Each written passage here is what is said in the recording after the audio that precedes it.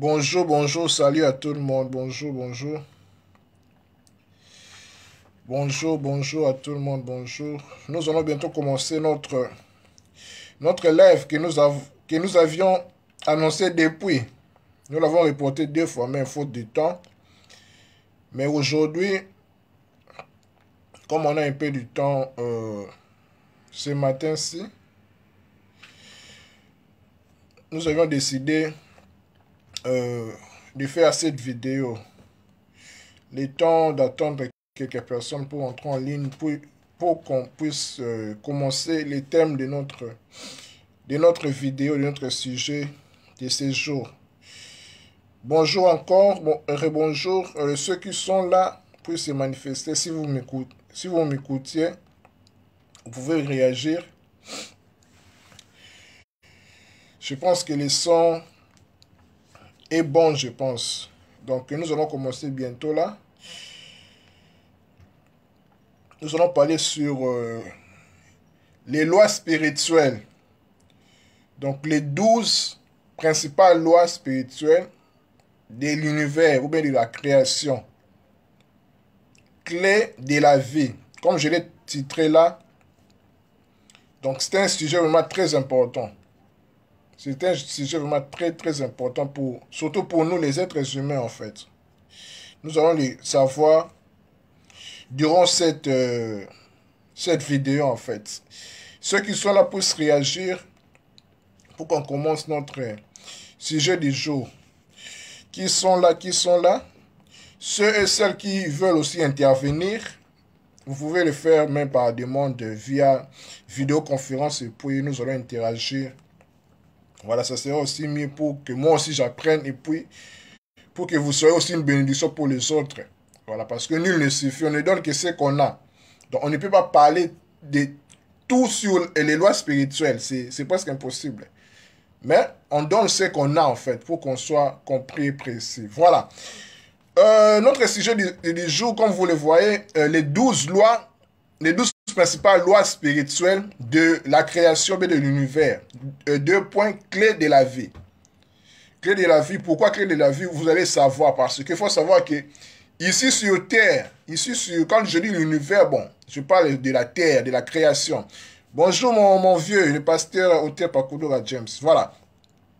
Les lois spirituelles, ce qu'il faut savoir est que nous sommes ici sur Terre pour un but, en fait. Nous sommes créés, nous sommes incarnés, nous sommes nés ici sur Terre pour un but. C'est très important pour nous, les êtres humains, de le savoir. C'est très, très important parce qu'il ne faut pas oublier que nous, les êtres humains, nous sommes la couronne de la création. Nous sommes la plus parfaite des créatures de Dieu. C'est nous, les êtres humains.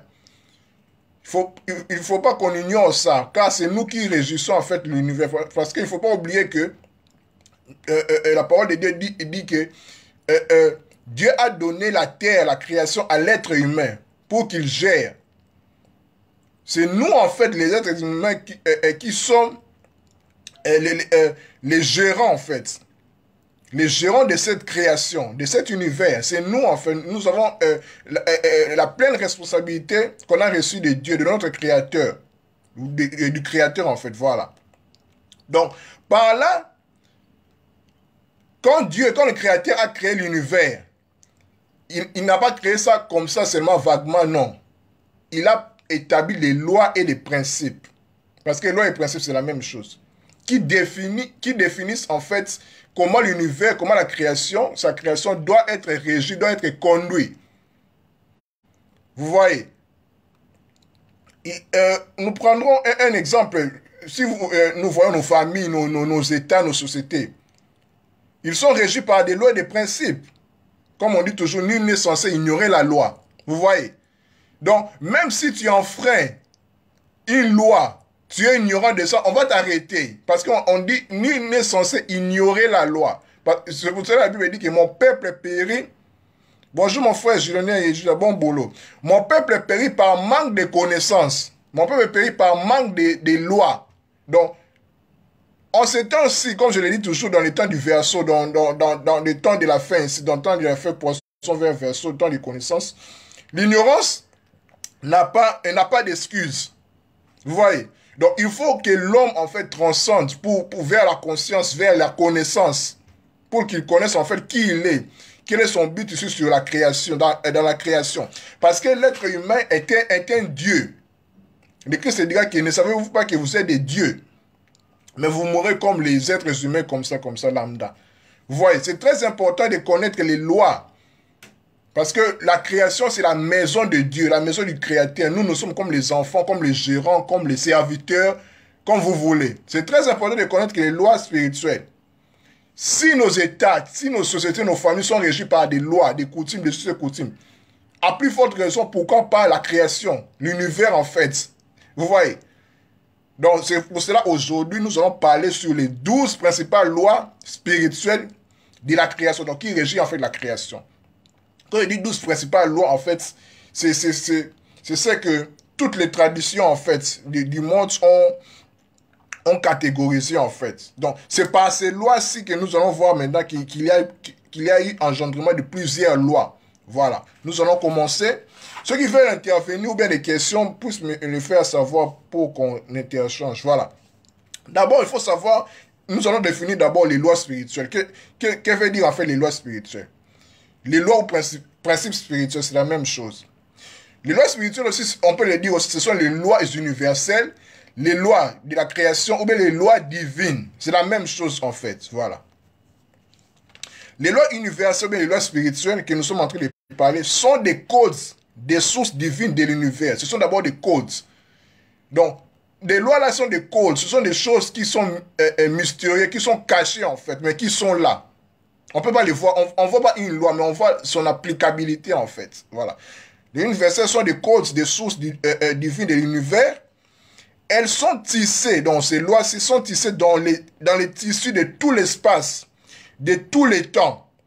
Donc ces lois-là nous régissent en fait. C'est pour ça que je dis, nul n'est censé ignorer la loi, comme la police dit, comme l'État dit. Donc nul n'est censé ignorer la loi. On ne voit pas ces lois-là, mais tu n'es pas censé ignorer ça. Donc nous sommes obligés de connaître ces lois-là. De connaître ces lois-là.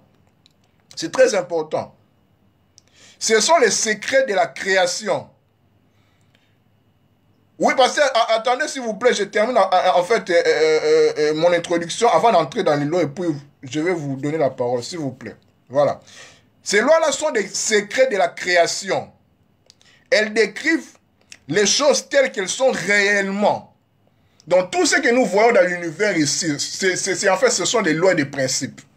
Tout ce que nous voyons ici, tout ce que nous sommes en train de faire, rien n'est au hasard. C'est comme nous disons la grâce, la chance, oh, comme ça, ce n'est pas hasard. Comme Einstein a dit, Dieu ne joue pas au dé. En fait, les jeux de 6. Donc, il n'y a pas d'hasard avec Dieu. Tout est logique. Quand nous disons, j'ai la chance, j'ai la grâce, c'est juste l'ignorance. Même les miracles n'enfreignent pas les lois. Le miracle n'est pas à l'encontre de la loi. Non, tout est logique avec Dieu. Il n'y a pas d'hasard avec Dieu. Dieu est logique. Voilà. Je continue. Elles décrivent les choses telles qu'elles sont réellement par opposition à la façon dont nous les percevons ou comment nous souhaitons qu'elles soient. Donc, nous pouvons faire ce que nous voulons. Comme je l'ai dit toujours, nul n'est censé ignorer la loi. Si tu ignores quelque chose qui est destiné à te punir, donc c'est ta faute parce que tu as ignoré cette loi-là. Donc, on doit t'arrêter. Oh, je n'ai pas vu le fer rouge comme ça, tout ça. C'est pas le problème de la police, parce que tu n'as pas vu, tu n'étais pas attentionné. C'est ta faute. Vous voyez, donc les lois sont sans pitié en fait, sont là pour maintenir l'équilibre. Vous voyez. Donc voilà. Je continue. Les lois ne peuvent pas être abrogées. Donc ne peuvent pas être, voilà quoi, corrompues ou bien coupées. Non, elles sont intactes. Elles sont d'ordre divin. Ceux qui les appliquent maîtrisent la vie sur terre et vivent en sagesse. Ils deviennent un avec la source, le créateur ultime, donc Dieu,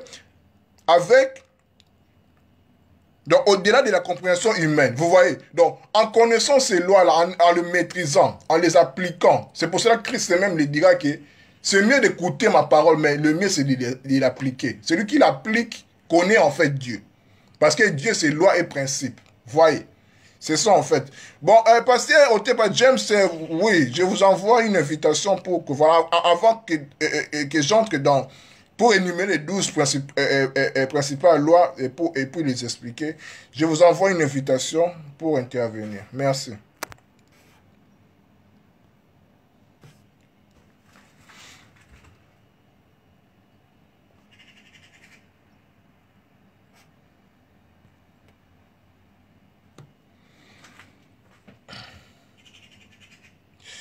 J'ai envoyé une invitation à quelqu'un, au pasteur Otepa Kodora James. Il veut intervenir. En attendant, je pense que ça traîne. Bon, je vais continuer entre-temps avant qu'il réponde. Bon, maintenant, nous allons parler maintenant de principales lois, des 12 principales lois qui régissent la création, l'univers. Donc, en maîtrisant ces lois, si nous maîtrisons la vie, nous maîtrisons l'univers, nous maîtrisons ce que nous appelons Dieu, en fait. Nous allons marcher en sagesse et, et voilà, nous allons marcher en sagesse et en maîtrise. Voilà. Je pense que le pasteur James... Le pasteur James n'est pas là. Voilà, aucune réponse. Bon, je continue mon intervention. Voilà. Les 12 principales lois spirituelles universelles, créationnelles, divines, tout ce que vous voyez, vous voulez divine, voilà. Première loi, première principale loi spirituelle qui régit la création de l'univers, c'est la loi de l'unité divine. Que veut dire cette loi-ci? En fait, dans cet univers, il faut savoir que tout est lié à tous les restes. Chaque pensée, chaque parole, action affecte les autres, quels que soient les liens. Je vous ai envoyé une vidéo. Ah, attendez.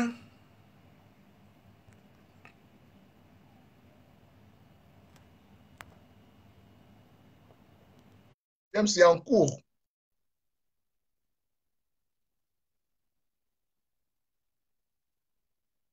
Bonjour ma soeur Lauriane Camgré. Voilà. Bonjour pasteur James. Oui, bonjour, bonjour, Kalim. Voilà. Comment vous allez? La famille. Voilà. Très, très bien, très, très bien.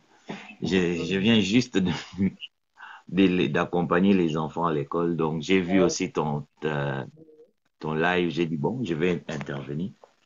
Voilà. Attends, j'arrange un peu le... Ah, le téléphone, ça... Mhm. Bon, je vais tenir ça comme ça. Voilà. OK. J'ai aimé Voilà. le titre. Le titre, il est très, très intéressant. Mhm. Le titre, c'est très, très intéressant parce que les principes, les lois, c'est Mhm. tout ce que nous devons chercher à comprendre. Mhm. Euh, j'ai entendu que tu as dit que ceux-là qui veulent intervenir peuvent intervenir. J'ai dit, OK, pourquoi pas apporter un Mhm. plus. Voilà. Euh, alors, comme tu es encore en phase introductive, je Mhm. veux juste aussi du OK. côté suivant seulement l'introduction. Pour moi, comme tu l'as dit, les lois, le principe, ce sont le même. Ce sont le même. Moi, j'ai défini la création comme étant le fait d'établir des lois, Mhm. le fait d'établir des principes. C'est-à-dire, créer, c'est établir une loi. Mhm. Mhm. Par Mhm. exemple, je donne un exemple un peu simple. Si quelqu'un veut créer des omelettes, Ouais. si quelqu'un veut créer des omelettes ou faire des omelettes ou préparer des omelettes, en fait, c'est une forme de création. Mhm. Alors, il faut qu'il y ait des lois. Alors, ces lois-là, c'est quoi?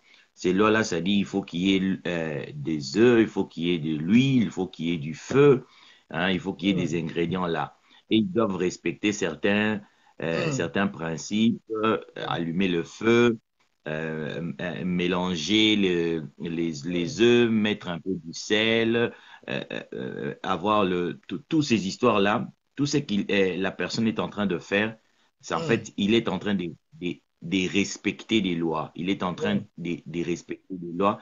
Et à la fin, il y aura maintenant les omelettes qui seront faites. S'il ne respecte pas de lois qui sont là, eh bien, il n'y aura Mhm. pas des omelettes. Exactement. Ouais. C'est-à-dire, la création, la terre que nous voyons, par exemple, pour ceux-là qui lisent la Bible, lorsqu'on voit, on dit Dieu dit, Dieu dit. En fait, le dit là, en fait, c'est l'établissement de loi. Dieu est en train d'établir des lois, il est en train d'établir des principes. Voilà pourquoi ceux-là qui ont compris l'univers, ceux qui ont compris la question, étudient plus de lois. Plus on étudie de lois, plus on découvre. Ouais. Lorsqu'on a découvert la loi gravitationnelle, la loi de la pesanteur, il y a eu beaucoup de choses qui ont été faites à partir de là. Lorsqu'on a découvert la relativité, il y a eu beaucoup de choses qui ont suivi. Chaque découverte d'une loi physique entraîne des inventions, tout ça. Pourquoi? Parce que l'univers est basé de lois. Voilà pourquoi ceux-là qui traitent avec la création d'office doivent traiter avec des lois. Exactement. Donc, je dirais en tout cas en titre introductif, le principe, les lois, c'est toute la vie. Voilà pourquoi même si vous regardez dans la vie normale, ceux-là qui traitent avec des lois, par exemple dans la cité, ceux-là qui traitent avec des lois sont beaucoup plus les plus dangereux et le plus rémunérés, si je peux dire. Donc, les juristes, les magistrats, les plus respectés aussi. C'est eux qui comprennent en fait le fonctionnement de la cité.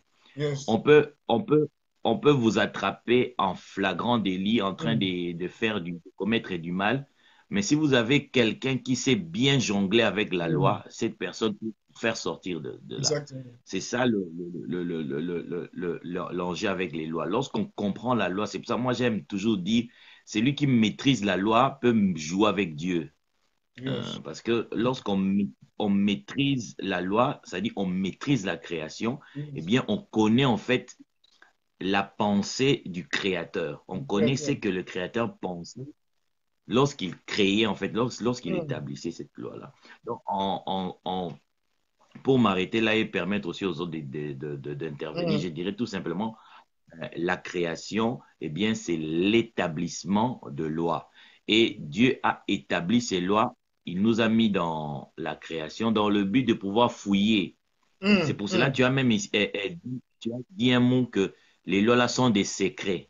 Ah, ça c'est très intéressant parce que ce sont de secrets. Pourquoi? Parce que ces lois-là ne sont, il n'y a pas un ouvrage, il n'y a pas un ouvrage écrit comme ça dans lequel il y a toutes les lois créationnelles. Ça n'existe pas. Et le seul moyen ou la seule façon pour nous de découvrir ces lois-là, c'est la recherche, la méditation. Voilà.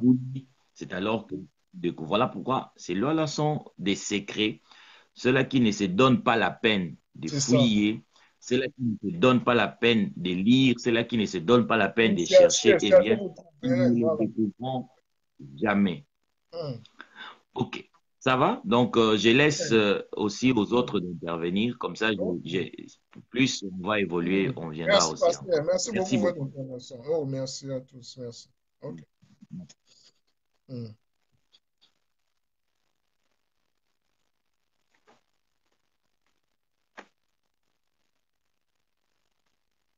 C'est vous qui vous devez quitter, je ne sais pas.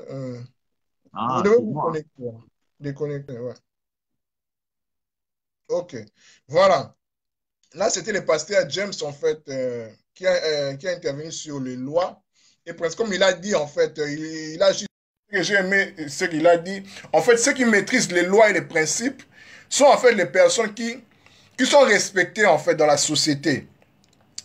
Ils peuvent, entre guillemets, manipuler Dieu. Bon, c'est pas dans l'histoire péjorative, mais pour dire que les lois et les principes sont en fait ce que nous appelons Dieu. C'est pour cela que Nikola Tesla, qui est en fait le père, comme on dit, de la physique quantique, tout ça, il a dit, ce que les religieux appellent Dieu, les scientifiques l'appellent loi et principe. C'est la même chose en fait. Voilà. Dieu, loi, principe, tout ça, c'est la même chose. Voilà. Parce que Dieu ne viole pas ses lois et ses principes. Voilà. Commençons maintenant, quand je disais la première loi, en fait, la première principale loi spirituelle, de la création, c'est la loi de l'unité divine. C'est-à-dire, dans tout l'univers, dans toute la création, tout est lié à tous les restes. Chaque pensée, chaque parole, chaque action affecte les autres, quels que soient les liens. Donc, dans tout l'univers, dont nous sommes en fait un. C'est pour cela, Lucky Dube, le reggaeman sud-africain, il a chanté une chanson, Together as One. Donc, ensemble comme un. Donc, nous tous, nous sommes en fait un seul peuple. Nous venons d'une seule source que nous appelons Dieu, le Créateur. Vous voyez, donc nous sommes la même source, nous venons d'un même père, d'une même source. C'est pour cela que vous verrez un blanc qui s'attriste plus de la situation du Congo que nous, par exemple, les Noirs. Comment expliquer ça? Parce qu'il n'a aucun lien de sang comme ça. Pour nous faire savoir que, essentiellement, originellement, nous sommes un, nous tous. Nous tous, nous sommes un. Vous verrez un attentat, par exemple, en France. Tout le monde est attristé. Un Congolais, un Japonais, comment expliquer cela? La France n'est pas mon pays. Mais pourquoi je dois m'attrister? Voilà. Parce que les autres là qui sont affectés par le terrorisme, par les différentes calamités, sont en fait moi en fait. Parce que l'autre c'est moi. Vous voyez, c'est pour cela que l'Écriture dira même aimez-vous les uns les autres. Donc aime ton prochain comme toi-même. Donc, on ne peut pas aimer l'autre sans s'aimer soi-même. Parce que l'autre, c'est moi. Donc, c'est ça le principe, c'est ça la loi de l'unité divine. Donc, nous sommes un. Together as one. Comme l'a chanté la Kidoube, que tu sois japonais, que tu sois chinois, que tu sois, nous sommes un, nous tous. C'est ça même le principe de l'amour même, la loi de l'amour. Nous sommes un, nous tous. Quand nous connaissons ça, quand nous connaissons la loi d'unité divine, on ne peut pas faire du mal à l'autre. Quand tu fais du mal à l'autre, c'est comme si tu te fais un mal à toi-même, parce que l'autre, c'est toi. Voyez. Donc c'est ça aussi, et le non-respect de cette loi que l'humanité souffre. En fait. L'humanité souffre du manque de l'amour, les inégalités sociales, tout cela. En fait, comment dire, c'est le non-respect de la loi d'unité divine. Voyez. Parce que chez Dieu, parce que lui-même Dieu dit, dans sa parole, il ne fait exception de personne. Tout le monde est égal. C'est pour cela même dans l'article 1er de la Déclaration universelle des droits de l'homme et du peuple, il est dit, tout le monde est égaux. Tout le monde est égal, pardon, devant la loi. Devant les droits, en fait. Donc c'est la même chose, en fait, voilà. Donc première loi, c'est la loi de l'unité divine. Donc tout est lié à tous les restes. Donc tout est un, en fait. Je vous ai donné l'exemple de ce qui se passe au Congo, un blanc, vous voyez même l'acteur américain, j'ai oublié même son nom. Il est attristé, il fait de tout ça. Pour faire voir que ce qui attriste les autres nous attriste directement parce que nous sommes un, l'autre c'est moi. Voilà. Deuxième loi, la loi de la vibration. C'est-à-dire tout vibre, bouge et se déplace de façon circulaire. Chaque effet sont pensés à sa propre fréquence vibratoire. Donc, en fait, c'est ça dans la création, dans tous les règnes de l'univers, en fait, principalement règne minéral, règne animal, règne végétal, règne humain, chaque création, en fait, chaque règne a son degré, en fait, de vibration. Donc, tout vibre, en fait. Donc, par exemple, moi, je suis en train de vibrer, en fait, je suis en train de bouger. Donc, rien ne reste statique. Donc, tout doit bouger, c'est la loi, en fait. Ce qui reste statique est appelé à mourir ou bien à disparaître.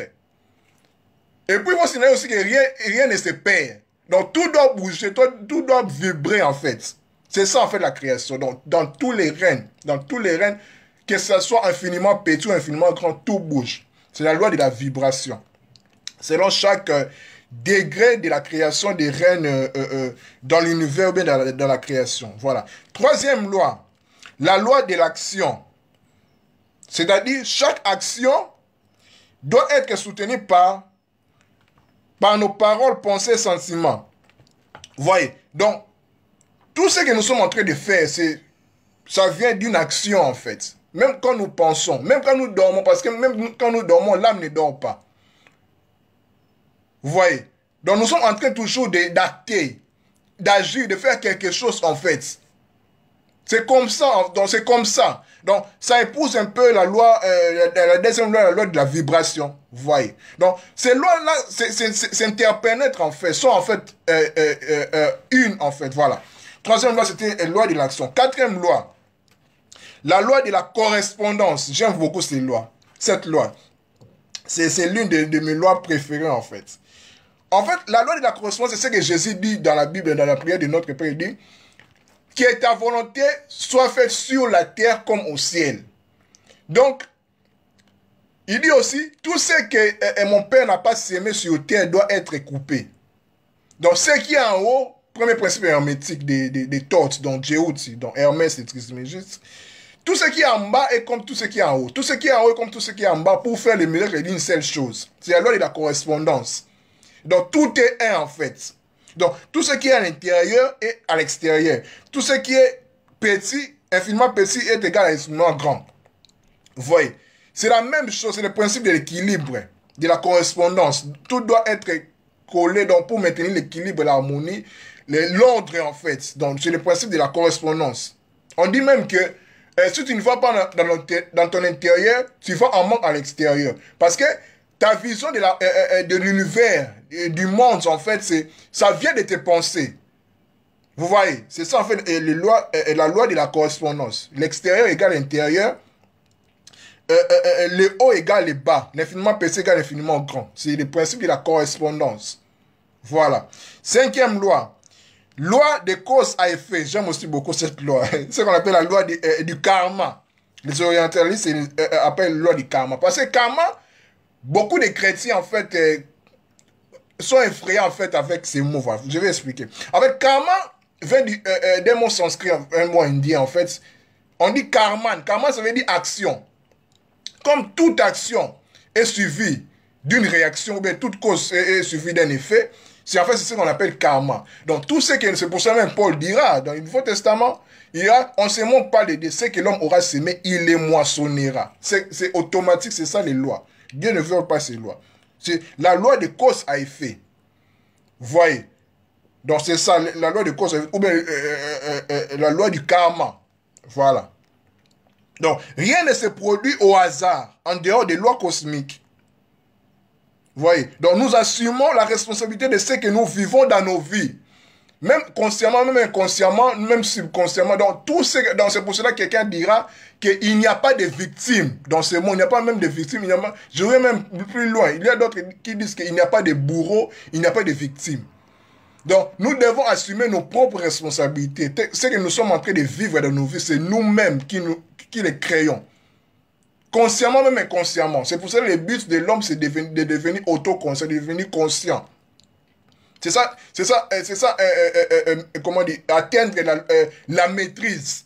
Un maître, c'est quelqu'un qui est prévisible, qui ne tâtonne pas. Il est devenu conscient, il sait ce qu'il fait. Voyez. Voilà, parce qu'il est responsable de sa vie, de son destin, parce qu'il a compris les lois. C'est pour ça que j'ai dit à titre introductif que ceux qui maîtrisent ces lois, donc maîtrisent la vie en fait. Comme le pasteur James l'a dit, il peut entre guillemets jouer avec Dieu, donc jouer avec ses lois. Voilà, le karma implique la justice, c'est pour le rétablissement de la justice. C'est pour ça que j'avais dit dans l'introduction que si tu, comment dire, si tu brûles le feu rouge, tu dois être, voilà qu'on doit te donner une contravention. C'est pour rétablir la justice, en fait, pour rétablir l'ordre. Vous voyez, c'est ça, en fait, la loi du karma, cause à effet. Sixième loi, la loi de l'indemnisation. C'est-à-dire, c'est comme la loi du cause à effet, c'est la même chose. Mais ici, s'applique en nous par abondance aux bénédictions, donc amitié, cadeau, argent, héritage. Donc, tout ce que nous faisons aux autres, ça nous revient, en fait. C'est comme l'indemnisation. Donc, c'est la même chose avec la loi de cause à effet. C'est pour ça que je dis que toutes les lois s'interpénètrent, s'interconnectent, en fait. C'est la même chose. Pour montrer, en fait, l'unité de Dieu. C'est pour cela que la première loi, c'est la loi de l'unité divine. Donc, toutes les lois, en fait, sont les mêmes. Voilà. Septième loi, la loi de l'attraction. Nous sommes le fruit de nos pensées.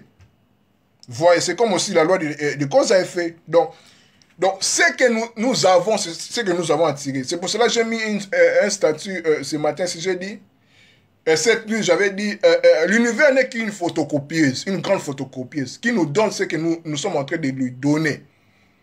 Inconsciemment ou inconsciemment. Par nos pensées, nous sommes en train de créer. Vous voyez. par nos pensées, je dirais même nos prières. Parce que pour moi, ce que je comprends, en fait, une pensée, un désir, tout cela, c'est une prière, c'est une forme de prière. Quand nous disons nos prières, nous disons, ça vient d'abord de nos pensées, parce que tu ne peux pas parler des choses qui ne viennent pas de tes pensées. Non, tout est d'abord pensé, après tu parles, et puis l'univers capte cela. C'est pour ça qu'on dit, par ta parole, tu peux bénir, par ta parole aussi, tu peux guérir, voilà. Tu peux maudire. Donc c'est ça la loi de l'attraction. Nous attirons ce que nous donnons à l'univers, consciemment ou inconsciemment. 8e loi, la loi de la transmutation perpétuelle de l'énergie. Ici, on est capable de transformer notre vie. Donc, ce que nous sommes en train de vivre fatalement comme ça, donc, comme on dit toujours, il y a toujours de l'espoir. Donc, on est capable de transformer notre vie. Donc, si tu as agi mal, tu as la chance, tu as la capacité de changer ta vie et puis de prendre une autre direction qui est bonne, en fait. C'est ça la loi de la transmutation perpétuelle de l'énergie. Parce que nous sommes énergie aussi. C'est pour cela que nous sommes maîtres de notre destin. Je vais lire Bob Marley, la prière est une pensée, voilà même la force de l'imagination. Exactement, c'est une publication que vous avez mis aujourd'hui, voilà, exactement. Indemnisation, c'est la restitution, le rétablissement dans ses droits, c'est la réparation après un mal subi. Exactement, c'est ça, voilà. 9e loi, la loi de la relativité. La relativité, on le connaît avec Albert Einstein, voilà. Donc, tout ce qu'on vit, quelqu'un d'autre le vit aussi. Donc, tout est relatif. Vous voyez, c'est pour cela, c'est ça aussi la loi de l'unité divine. Donc, tout ce que nous sommes en train, c'est pour cela que nous sommes un. Donc, tout ce que nous sommes en train de vivre, l'autre aussi peut le vivre aussi. Donc, quand tu souffres là où tu es là, tu n'es pas le seul en fait de souffrir. Les autres aussi souffrent même plus que toi. C'est pour cela qu'on dit de nous contenter de ce que nous avons. Voilà, donc tout est relatif, même comme on dit la beauté. Tu peux voir une femme, ma femme est la plus belle. Moi, je dis même toujours que toutes les femmes du monde sont les plus belles du monde parce que chaque mari adore sa femme. Ils disent toujours que ma femme est la plus belle du monde. Exactement aussi avec les femmes vers leurs hommes. Vous voyez, donc, tout est relatif. Nous sommes dans la dualité, dans le monde de la relativité. Bien et mal, femelle, tout ça, masculin. Tout est relatif. Vous voyez. Donc, c'est la loi de la relativité qui est contraire à la loi de l'absolu. L'absolu, là où Dieu habite dans la réalité. Mais la relativité vient quand Dieu a créé. Quand Dieu a créé, c'est comme s'il voulait faire une expérience de lui-même pour se connaître, entre guillemets. Parce que Dieu était lui-même dans son monde, dans l'absolu. En créant, il s'est comme si dédoublé, en fait, je dirais. Vous voyez? Donc, il a donné quelque chose de lui-même. Il a extrait quelque chose de lui-même. Vous voyez? Donc, il s'est retiré. C'est comme une rétraction de lui-même. Voilà, c'est la relativité, en fait. Voilà. 10e loi, la loi de la polarité. Ténèbres et lumière, bien, mal, homme, femme. C'est presque la même chose avec la loi de la relativité. Donc, la loi de la polarité. Donc, je vais donner même un exemple simple. Vous verrez dans des piles électriques, dans nos télécommandes, tout cela, il y a plus et moins. Donc, rien ne peut fonctionner sans qu'il y ait polarité, sans qu'il y ait deux pôles, en fait. Donc, c'est ça aussi pour maintenir l'équilibre, la balance, en fait. Vous voyez? C'est pour cela, vous verrez que Dieu ne peut pas tuer Satan, les diables et les mal. C'est pour maintenir l'équilibre dans l'univers. C'est ça, en fait, la relativité, c'est ça. Nous allons demander d'où vient le mal, non. Donc, il faut comprendre, en fait, les lois. C'est la loi de la polarité pour maintenir l'équilibre. C'est ça, en fait. Donc, on ne peut pas te dire que tu es belle, tu es bien belle ou beau, sans qu'on cherche quelque chose qui est contraire du beau ou bien du bel. De la belle, en fait, je peux le dire comme ça. Vous voyez? Donc, il faut qu'il y ait une polarité, en fait, un autre pôle contraire de ce que tu es. Vous voyez? C'est pour ça que j'ai même un statut sur Facebook, je dis, la vie te demandera de prouver quelque chose que tu es, en fait, tout en te démontrant ce que tu n'es pas. Vous voyez, c'est ça la loi de la polarité pour maintenir l'équilibre dans le monde. Donc, le mal doit exister là pour que le bien soit là aussi. Le bien ne peut pas exister sans le mal et vice-versa. C'est ça en fait. C'est exactement cela. Le livre de Job le montre clairement. Vous voyez. Voilà. Voilà. En fait, le mal est bon. La loi de l'équilibre. Voilà. 11e loi, la loi du rythme. Cette loi établit en fait les cycles et les saisons. Dans tout dans l'univers, nous, en fait, c'est établi par les cycles et les saisons. Donc, comme dans ce temps-ci, on dit que c'est la fin des temps. La fin des temps ne veut pas dire la fin du monde, non. Nous passons d'une ère à une autre ère. Un âge à un autre âge. Vous voyez. Dans ceux qui maîtrisent l'astrologie, bien les ciels, c'est vrai, nous passons de l'ère du poisson vers l'ère du Verseau. C'est ce que les uns appellent le New Age, nouvel âge. Nouvel âge, ça veut dire nouvelle ère, nouvel temps. Donc, nouvel état de conscience. Donc, nouvelle humanité, en fait. Nouvelle façon de penser, en fait. Vous voyez, donc New Age. Mais ça ne veut pas dire que le New Age, tout dans le New Age est bon, non. Toujours comme la connaissance, c'est toujours ni bien ni mal. Ça dépend de ceux qui usent ça. Voilà. Donc nous sommes en train de transiter vers un nouvel état de conscience. On appelle New Age, le nouvel âge. Donc l'ère du Verseau, l'ère de la connaissance. La connaissance augmentera. Vous voyez. Voilà, tout tourne, tout est cyclique. Donc c'est ça, tout tourne, tout est cyclique. Vous voyez. C'est vraiment ça. Tout tourne, tout est cyclique. Donc nous sommes en fait dans une roue. Dans une roue, nous sommes en train de tourner inlassablement en fait. Nous sommes en train de tourner. Nous sommes en train de tourner. Voilà, c'est comme un cercle vicieux en fait. Voilà. C'est pour ça que Salomon dira, tout ce qui était sera. Une génération passe, l'autre arrive. Vous voyez. Donc, nous sommes en 2018, après Jésus-Christ. Il y a aussi 2018 avant Jésus-Christ, au temps d'Abraham. Donc, c'était la même chose, en fait. Vous voyez, donc, tout tourne. C'est pour cela, ceux qui ont compris, en fait, c'est pour cela que quelqu'un m'a dit que nous tous, nous sommes des réincarnés. Donc, nous revenons, en fait, nous revenons pour terminer notre cycle de perfection. En fait. C'est ça, en fait, la vérité. Donc tout tourne, tout tourne, donc le temps n'est pas linéaire, mais c'est cyclique, ça tourne. C'est pour ça que vous verrez lundi, mardi, mercredi, dimanche, après lundi, mardi, mercredi, dimanche. 1 heure, 2 heures, 3 heures, 0 heure, 1 heure, 2 heures. Donc nous sommes en train de tourner seulement, de tourner. Donc, tout ce qui a été sera, voilà. Il n'y a rien de nouveau sur Terre. Rien de nouveau, rien. Voilà. Dernière loi, c'est la loi du genre. C'est comme la loi de la polarité, donc masculin et féminin. Genre féminin, genre masculin. Voilà. Donc, vous voyez, donc, tous les 12 lois, en fait, bon, toutes les lois que j'ai énumérées ici, ce sont en fait les lois que je trouve principales parce qu'à partir de ces lois, toutes les lois sont venues. Donc, vous voyez. Donc, voilà, en fait, ce que je pouvais dire. Nous entrons dans une ère où les hommes vont comprendre comment utiliser la pensée. Exactement, c'est ça. Parce que tout est pensé, quoi. Tout ce que nous sommes en train de faire, c'est penser. Même en les ignorant. C'est la pensée d'abord. Au commencement étaient les verbes. Voilà. Et les verbes, voilà, la pensée. Voilà, c'était en fait ce que je pouvais dire avec les lois spirituelles. Voilà, j'ai donné ce que je pouvais donner. Bon, c'est un sujet vraiment très vaste. Hein. Voilà. Je voulais être plus précis et puis voilà. Merci beaucoup. Je pense que j'ai terminé là. Ceux et celles qui veulent intervenir peuvent le faire. Voilà. Nous sommes presque 10 heures. Bientôt là, je vais m'arrêter là. Donc, s'il y a des questions ou bien quelqu'un qui veut intervenir, puisse me le faire savoir et puis nous allons en parler. Voilà, pour conclure, en gros, pour ceux qui sont venus en retard, les lois spirituelles, en fait, ce qu'il faut savoir est que les lois spirituelles, bien universelles, bien divines, sont des codes ou bien des secrets des sources divines de la création. Elles sont d'ordre divin. Ceux qui les appliquent maîtrisent la vie et agissent avec sagesse.